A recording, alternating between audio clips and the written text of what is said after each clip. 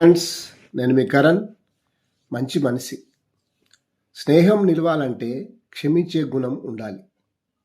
బంధుత్వం కలవాలంటే బంధం బాగా నిలవాలంటే ఒకరిపై ఒకరు గౌరవం ఉండాలి.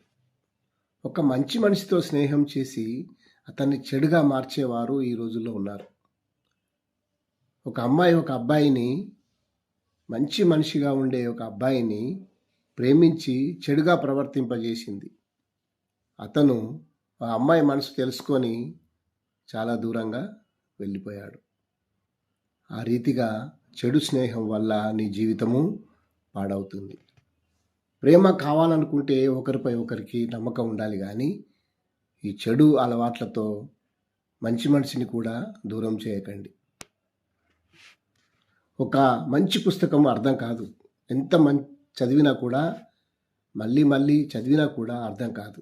అలాగే ఒక మంచి మనిషి కూడా అర్థం కాడు. తొందరగా అతని మనసు గెలవలేవు.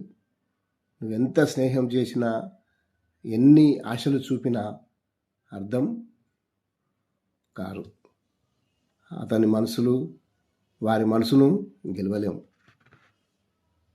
చేతిలో ధనం ఉంటే గొప్పవారం కాదు. ఒక మంచి మనిషితో స్నేహం చేసి మంచివారితో గడిపితే ఎంతో ధనవంతుడివి. డబ్బుంటేనే కాదు ముఖ్యం. మంచి మనసు ఉండాలి, మంచి స్నేహితులు ఉండాలి, మంచి జీవితం ఉండాలి. అదే మంచి మనిషి యొక్క లక్షణం. Thank you.